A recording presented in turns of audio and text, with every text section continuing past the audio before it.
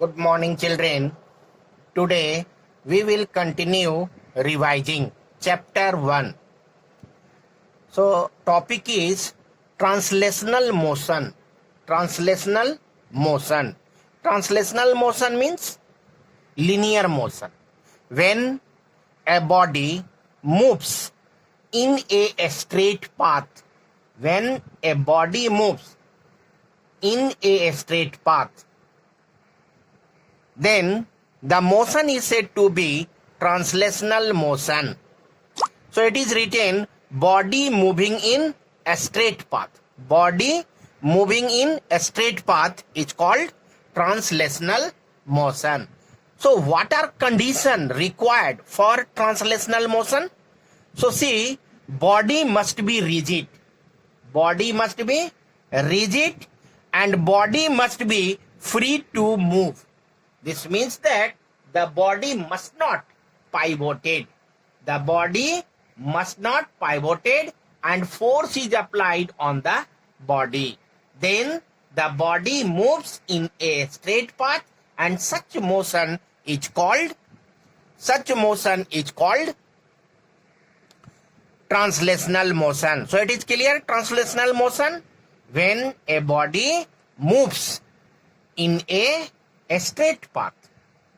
When a body moves in a straight path, such motion is called translational motion. And condition, body must be rigid, and second, body must be free to move, not pivoted. Next, rotational motion. Rotational motion. Body moving about its axis passing through pivoted point.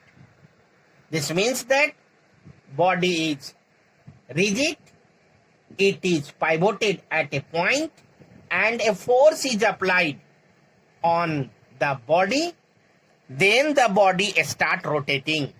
Then the body start rotating about its axis passing through pivoted point. Such rotation is called rotational motion. So it is clear, rotational motion. Body is rigid, it is pivoted and force is applied on the body, rigid body. It starts rotating. It's a start rotating about its axis passing through pivoted point. Then the motion is called rotational motion. Such type of motion is called rotational motion. So what are conditions required for rotational motion? First, body must be rigid. Second, body must be pivoted at a point. And third, force must be acted at a suitable point, not in the axis passing through pivoted point, not in the axis passing through pivoted point. This means that force must be acted at a suitable point. So there are three conditions required for rotational motion. Next, we will see numerical question. So open your book, exercise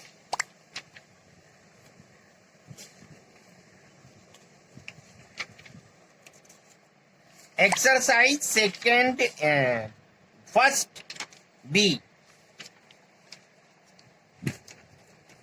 First B. So question number, numerical question number 1. Question number 1. What is question? See in your book, exercise 1B, question number 1. The moment of a force of 10 Newton about a fixed point O is 5 Newton meter. Calculate the distance of the point O from the line of action of force. So from question it is given that force is equal to 10 Newton and moment of force is equal to Moment of force is equal to 5 Newton meter, and you have to find perpendicular distance. You have to find perpendicular distance.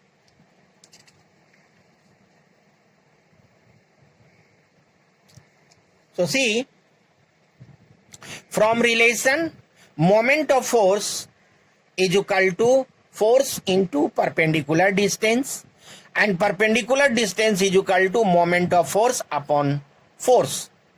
So moment of force is given 5 Newton meter and force is given 10 Newton. Divide 5 by 10.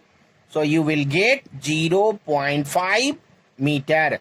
So perpendicular distance will be 0.5 Newton. Next question, question number 5. Question number 5.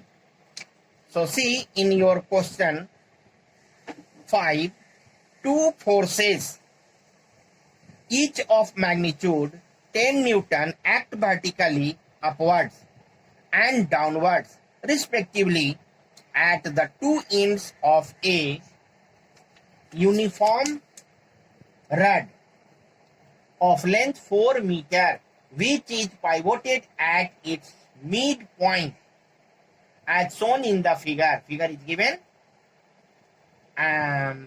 Determine the magnitude of resultant moment of force about the pivot O. So see in figure.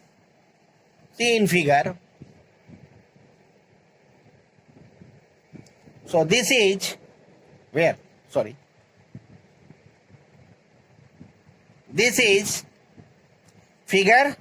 This is the point of O, and one force is acted on this side and other force is acted on this side. Both are opposite. Both are equal and opposite. 10 Newton, 10 Newton. And it is pivoted at O. And distance between the two force is 4 Newton. So magnitude of each force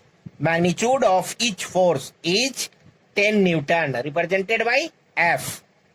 And distance between two forces is 4. D is equal to 4. Couple or resultant moment of force is equal to force into distance. Force into either force, this or this. So F into distance between two forces. Two forces distance is 4. So F is equal to 10, D is equal to 4, and this will be 40 Newton meter.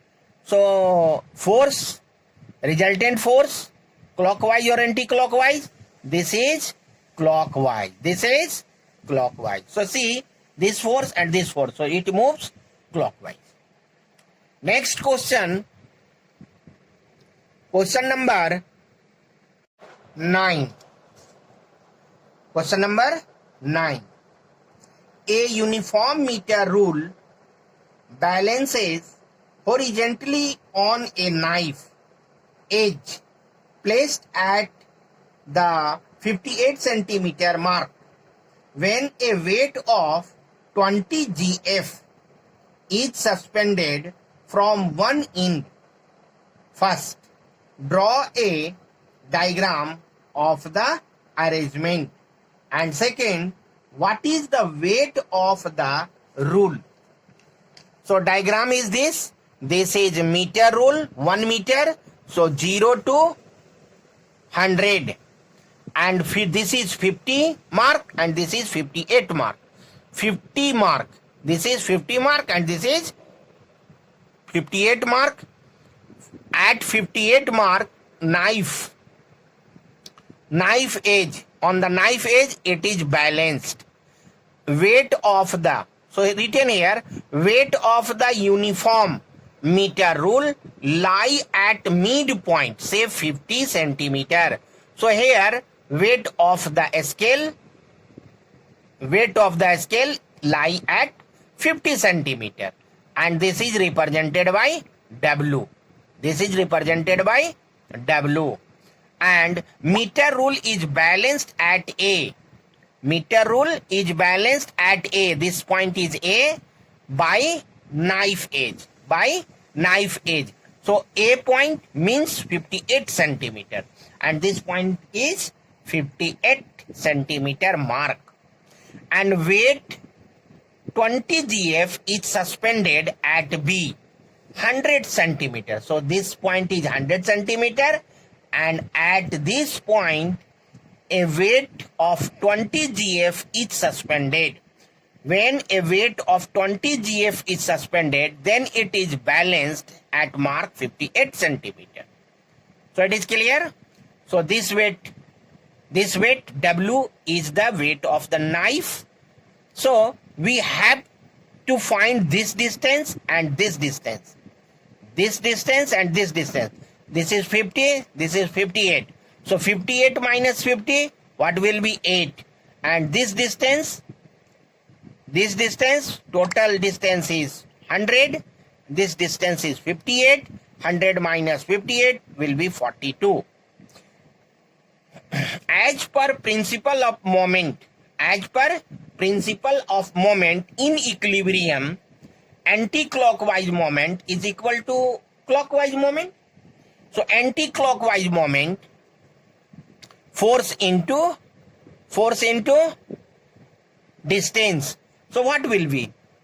Distance is 58 minus 50. 58 minus 50 into W. 58 minus 50 into W. And here 100 minus 58 into 20. So 100 minus 58 into 20.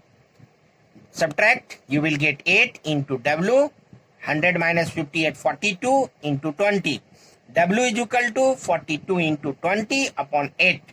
4 2 ja 8 and 4 5 ja 20 and 2 21 ja 42.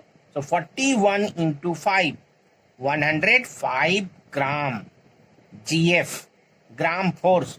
So what will be weight of meter rule? What will be weight of meter rule? So weight of meter rule will be 105 gram force. 105 gram force. You must practice numerical question from your exercise. You must practice numerical question from exercise.